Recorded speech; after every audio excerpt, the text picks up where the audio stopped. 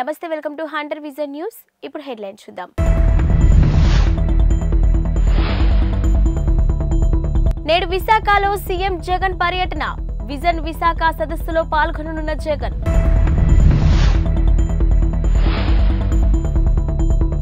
ఇవాళ మంగళగిరిలో జయహో బీసీ సభ. చీఫ్ గెస్టులుగా పాల్గొనున్న బాబు పవన్.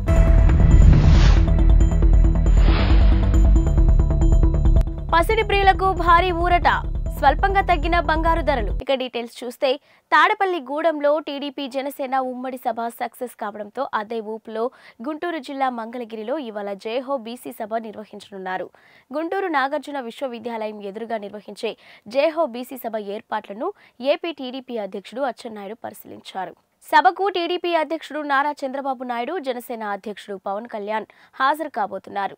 రెండు పార్టీలకు చెందిన 19 మంది నేతల కమిటీ తయారు చేసిన ఉమ్మడి బీసీ డిక్లరేషన్ను మంగళగిరి సభలో విడుదల చేస్తారు.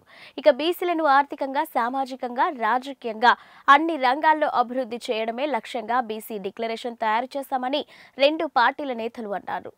ఇక అధికారంలోకి వస్తే బీసీల కోసం అమలు చేయబోయే పథకాలను సభలో వివరిస్తారు. 3 లక్షల మంది కార్యకర్తలు, అభిమానులు తరలి వస్తారని పార్టీ వర్గాలు అంచనా వేస్తున్నాయి. ఎన్టీఆర్ స్థాపించిన నాటి నుంచి నేటి వరకు తెలుగుదేశం బీసీలకు సముచిత స్థానం కల్పిస్తూ వస్తుందన్నారు అచ్చెన్నాయుడు.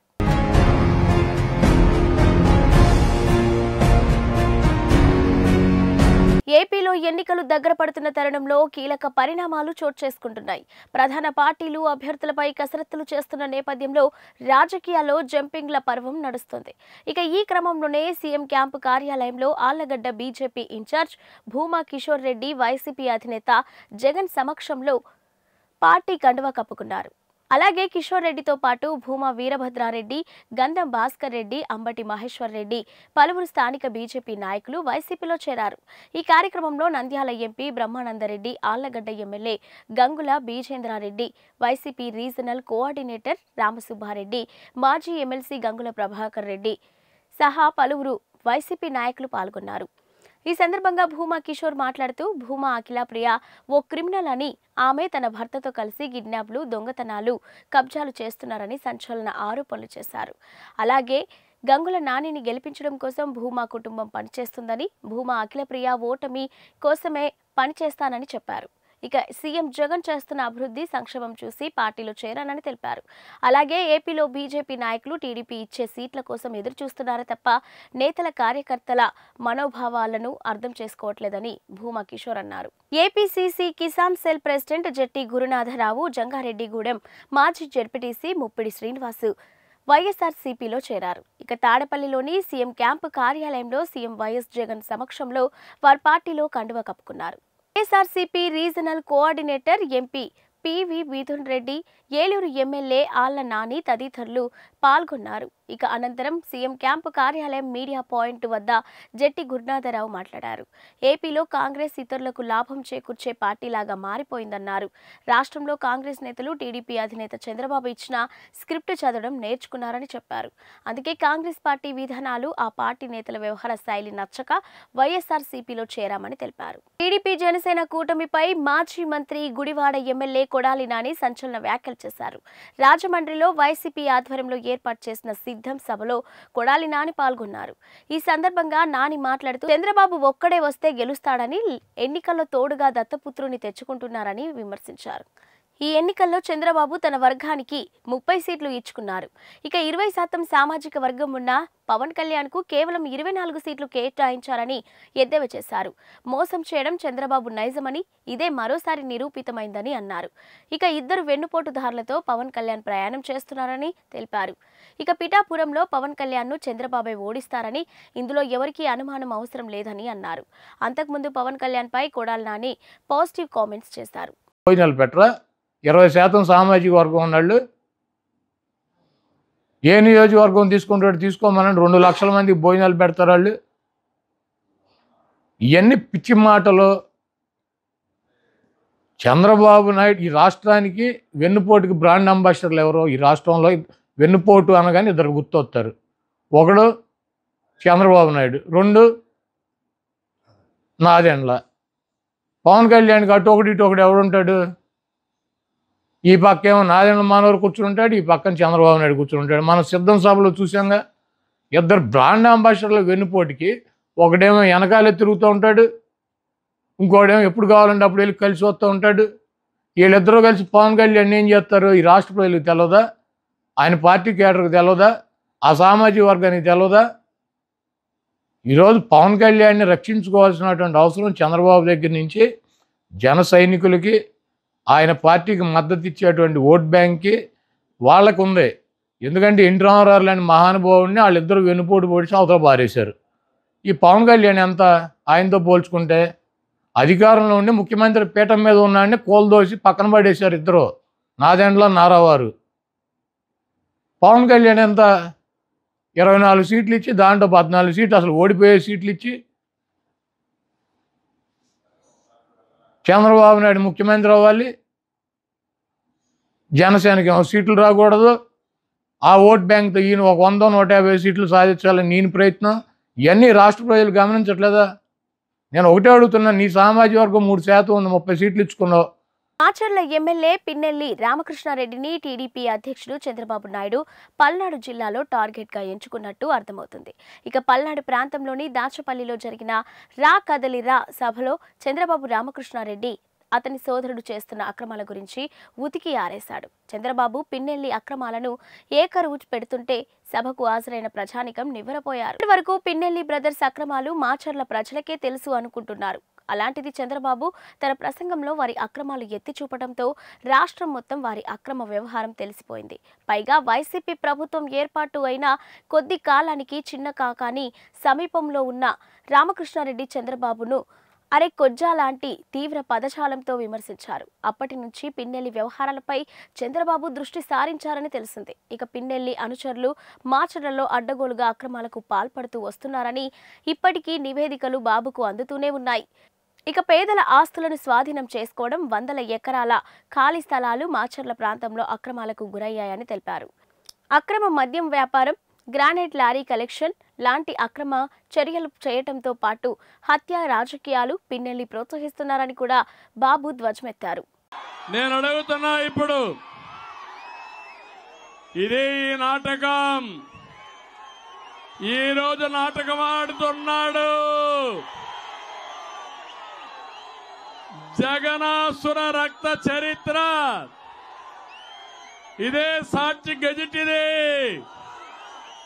నీకు ధైర్యం ఉంటే రా, పెనుగొండకు రా, కదిలి రా, పిలిపించా రా, కదిలి రా.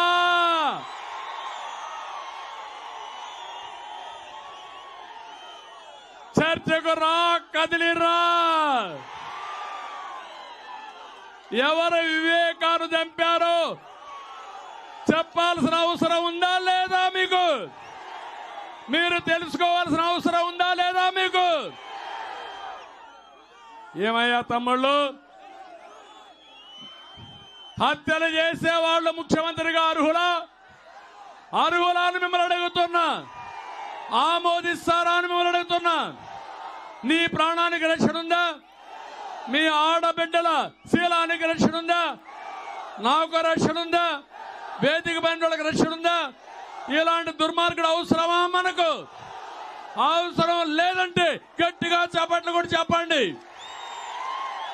తెలుగు ప్రజల ఉనికిని ప్రపంచానికి చాటి చెప్పేలా ఆనాడు ఎన్టీఆర్, చంద్రబాబు పనిచేశారని, కానీ ఇప్పుడు రాష్ట్రంలో దుర్భర పరిస్థితులు చూస్తున్నామని, ప్రజల జీవితాలు గతుకులమయం అయ్యాయని సినీ నటుడు హిందూపురం ఎమ్మెల్యే బాలకృష్ణ వ్యాఖ్యానించారు. పెనుగొండలో ఏర్పాటు చేసిన బహిరంగ సభలో ఆయన పాల్గొన్నారు. వైసీపీ ప్రభుత్వంపై తీవ్ర స్థాయిలో మండిపడ్డారు.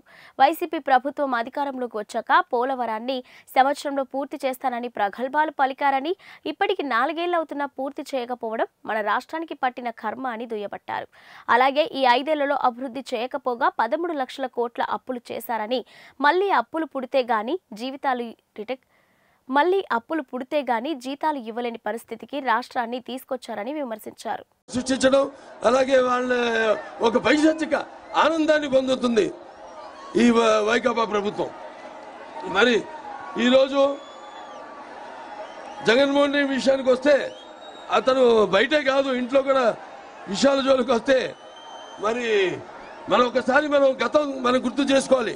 మన తెలుగుదేశం పార్టీని గుర్తు చేసుకోవాలి. ముందు అసలు ఈ పసుపు రంగు ప్రాశస్తాన్ని మనం గుర్తు తెచ్చుకోవాలి.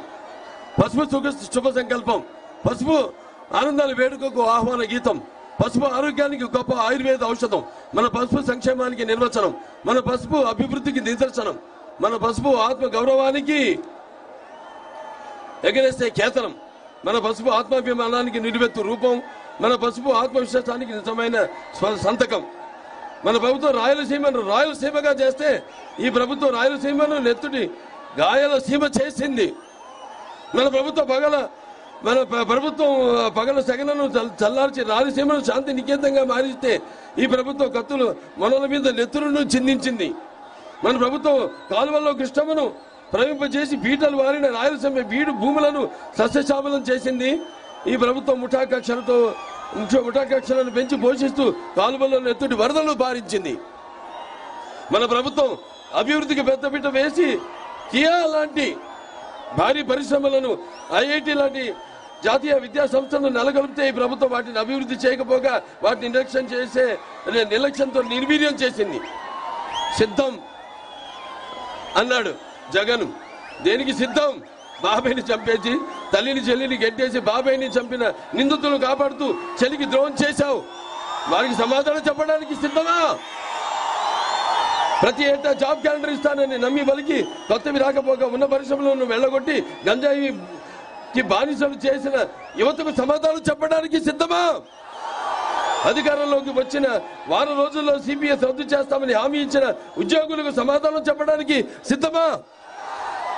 రాష్ట్రానికి రాజధాని లేకుండా 3 రాజధానుల పేరుతో అమరావతి రైతుల త్యాగాన్ని అవహేళన చేసి నువ్వు రైతులకు ప్రజలకు సమాధానం చెప్పడానికి సిద్ధమా? నా ఎస్సీ, నా బీసీ, నా మైనారిటీ అని చెప్పుకు తిరిగే నువ్వు దళితులను చంపి డోర్ డెలివరీ చేసిన వారిని కాపాడుతూ ఒక ఫ్యామిలీ రైలు కింద పడి ఆత్మహత్య చేసుకున్న కుటుంబానికి సమాధానం చెప్పడానికి సిద్ధమా? తిరువూరు టీడీపీ అభ్యర్థి కొలికపూడి శ్రీనివాసరావును ఉద్దేశించి ఎంపీ కేశినేని నాని సంచలన వ్యాఖ్యలు చేశారు. అమరావతి ఉద్యమం పేరిట చంద్రబాబు పంపిస్తే హైదరాబాద్ నుంచి వచ్చాడని కేశినేని తెలిపారు. అప్పుడు చంద్రబాబు చెబితే తానే ఆయనను 3 నెలలు హోటల్లో పెట్టానని, అతని అరాచకాలు భరించలేక హోటల్ వారే గగ్గోలు పెట్టేవారని ఆయన చెప్పారు. అదే హోటల్లో ఉండి అరాచకాలు చేస్తూ ఉంటే ఆ హోటల్ ఖాళీ చేపించండి అంటూ ఆ హోటల్ వాళ్ళు బ్రతిమలాడే పరిస్థితికి వచ్చారన్నారు. ఇక హోటల్ ఖాళీ చేపించడానికి తాను నానా ఇబ్బందులు పడాల్సి వచ్చిందన్నారు. అమరావతి ఉద్యమం పేరిట రైతుల దగ్గర సైతం చందాలు వసూలు చేసేవాడన్నారు. టీవీలో మాట్లాడుతున్న ఒక అతనిపై లైవ్ లోనే చెప్పుతో కొట్టాడన్నారు. ఇక చంద్రబాబుకు తిరువూరు అంటే చాలా కోపమని కేశినేని నాని అన్నారు. ఇక్కడ టీడీపీలో అలీబాబా 40 చోర్లు ఉన్నారని, ఎందుకంటే వాళ్లకు కొత్తవారు వస్తే డబ్బులు కావాలి కాబట్టి ఆయన అన్నారు. అట్లాగే దొంగల్ని ఈ తిరువూరు నెత్తి మీద రుద్దిన చంద్రబాబు నాయుడు గారు అనుకోవాలి ఇదంతా కూడా. కాబట్టి అతను నిన్న మొన్న మన స్వామిదాస్ గారి గురించి చెప్పాడంట. అందుకని నేను ఇవన్నీ నిజాలు చెప్తున్నా. ఏదో స్వామిదాసు పెద్ద తాగుబోతని, తిరుగుబోతని, లేకపోతే సుధారాణి గారు దోపిడీలు చేశారని, దొంగతనాలు చేశారని, వీళ్ళిద్దరి మీద ఎవరైనా ఒక్కళ్ళ చేత వీళ్ళు మా దగ్గర మాకు ఈ హాని చేశారు, లేకపోతే ఈ దంపతులిద్దరూ మా దగ్గర ఈ రూపాయలు లంచం తీసుకున్నారని చెప్తే నేను స్వామిదాస్ గారు పోటీ నుంచి విరమిస్తాం. ఒక్కళ్ళు ఈ తిరువూరు నియోజకవర్గంలో కాదు, ఈ రాష్ట్రంలో స్వామిదాస్ గారి వల్ల మేము ఇబ్బంది పడ్డాం. స్వామిదాస్ గారు మమ్మల్ని ఇబ్బంది పెట్టాడు. స్వామిదాస్ గారు మమ్మల్ని అవమానపరిచాడు. స్వామిదాస్ గారు కానీ సుధారాణి గారు కానీ మా దగ్గర 1 రూపాయి అడిగారు అని ఎవరి దగ్గర రుజువు చేస్తే స్వామిదాస కాదు, నేను కూడా ఈ పోటీలో తప్పుకుంటాను. అవునా కదా? ఎందుకు మాట్లాడుతున్నారు? ఏదో మీడియాలో స్పెక్యులేషన్ చేయడం కోసమో, సెన్సిటైజ్ చేయడం కోసమో ఒక మంచి మనిషి మీద బురద చల్లడం అనేది రాజకీయాల్లో తప్పు. రేపేదో డిబేట్ అన్నా అంటే దానికి స్వామిదాస్ అవసరంలా. మా దగ్గర చిన్న కార్యకర్త ఉన్నారు, వచ్చి డిబేట్ కావాలంటే వాళ్ళు వస్తారు. పత్రికా ముఖంగా కూడా చెప్తున్నా. స్వామిదాస్ ఎందుకు? స్వామిదాస్ 2 సార్లు ఎమ్మెల్యే. అవునా? ఒక చదువుకున్న వ్యక్తి, గెస్టెడ్ ఆఫీసర్ స్వామిదాస్ గారు, సుధారాణి గారు. నీకులాగా ఆవారా కాదు. వాళ్ళు నీకు ఎందుకు వస్తారు డిబేట్ కి, డిస్కషన్ కి? ఈ రోజు జాయిన్ అయిన వెళ్తారంట. మా కుటుంబరావుగా మా కుటుంబరావు చెప్తున్నాడు. మా కుటుంబరావు ఈ రోజు జాయిన్ అయిన వెళ్తారు. పాత వైసీపీ వాళ్ళు కూడా అవసరం లేదని. అంత మంచి వ్యక్తులు వాళ్ళు. కాబట్టి దాంట్లో ఈ రోజు నేను చెప్తున్నా, మీరు ఏమండి, స్వామిదాస్ గారు 40,000 నుంచి 50,000 మెజారిటీతో గెలవబోతున్నాడు. వాళ్ళ ఆర్థిక అవసరాల కోసం ఏపీ సెక్రటరియేట్ను వైసీపీ ప్రభుత్వం తాకట్టు పెట్టిన అంశం రాష్ట్ర రాజకీయాల్లో కలకలం రేపుతుంది. ఈ నేపథ్యంలో ప్రధాని మోదీకి ఎంపీ రఘురామకృష్ణరాజు లేఖ రాశారు. 350 కోట్లకు సచివాలయాన్ని ఏపీ ప్రభుత్వం తాకట్టు పెట్టిందని లేఖలో ఆయన అన్నారు. ఏపీ ప్రభుత్వం రాజ్యాంగ ఉల్లంఘనలకు పాల్పడుతుందని అన్నారు. దీనిపై విచారణ జరిపించాలని కోరారు. పీఎంను జగన్ కలిసే లోపే తాను లేఖ రాశానని చెప్పారు. ఏ ప్రభుత్వం బ్యాంకు కూడా సెక్రటరియేట్ను తాకట్టు పెట్టుకోవడానికి ముందుకు రాకపోవడంతో ప్రైవేటు బ్యాంకు హెచ్డిఎఫ్సి బ్యాంకు తాకట్టు పెట్టుకుందని తెలిపారు. రేపు వేరే ప్రభుత్వం అధికారంలోకి వస్తే హెచ్డిఎఫ్సి బ్యాంకు యాజమాన్యం ఎవరిని సెక్రటరియేట్ లోపలకు రానివ్వదని అన్నారు. ఇక సెక్రటరియేట్ను తాకట్టు పెడుతూ ఉంటే చీఫ్ సెక్రటరీ ఎలా ఒప్పుకున్నారని పసిడి ప్రియులకు భారీ ఊరట లభించింది. ఇవాళ బంగారం, వెండి ధరలు స్వల్పంగా తగ్గాయి. హైదరాబాద్ మార్కెట్లో బంగారం ధరలు వరుసగా రెండో రోజు స్వల్పంగా తగ్గాయి. 10 గ్రాముల బంగారంపై 10 రూపాయలు, కిలో వెండిపై 100 రూపాయల మేర తగ్గింది. మార్కెట్లో 22 క్యారెట్ల 10 గ్రాముల బంగారం ధర 58,740 రూపాయలు ఉండగా 24 క్యారెట్ల 10 గ్రాముల ధర 64,080 రూపాయలు ఉంది. కాగా వెండి కిలో ధర 73,500 రూపాయలు ఉంది. దేశంలోని ప్రధాన నగరాల్లో బంగారం, వెండి ధరలు చూసినట్లయితే ఢిల్లీలో 22 క్యారెట్ల 10 గ్రాముల బంగారం ధర 58,890 రూపాయలు ఉంటే 24 క్యారెట్ల గోల్డ్ ధర 64,230 రూపాయలుగా ఉంది.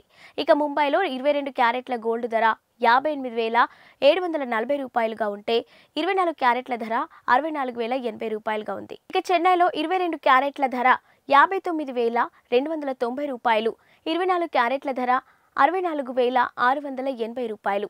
ఇక బెంగళూరులో 22 క్యారెట్ల ధర 58,740 రూపాయలు, 24 క్యారెట్ల ధర 64,080 రూపాయలుగా ఉంది. ఇక తెలుగు రాష్ట్రాల్లో హైదరాబాద్లో బంగారం ధర 22 క్యారెట్ల 10 గ్రాముల బంగారం ధర 58,740 రూపాయలు ఉంటే 24 క్యారెట్ల ధర 64,080 రూపాయలుగా ఉంది. ఇక వెండి ధర విషయానికి వస్తే ఇవాళ బంగారం బాటలోనే నడిచింది. ఢిల్లీలో కిలో వెండి ధర 73,000 రూపాయల 500 రూపాయలు పలుకుతుంది. అలాగే ముంబైలో 73,500, చెన్నైలో 76,900, బెంగళూరులో 72,650, కేరళలోని 76,900 రూపాయలు, కోల్కతాలోని 73,500 రూపాయలు ధర పలుకుతుంది. ఇక హైదరాబాద్లోని వెండి కిలో ధర 76,900 రూపాయలుగా ఉంది. ఇవి ఇప్పటివరకున్న బులెటిన్ అప్డేట్స్. మరిన్ని అప్డేట్స్తో మళ్ళీ కలుద్దాం.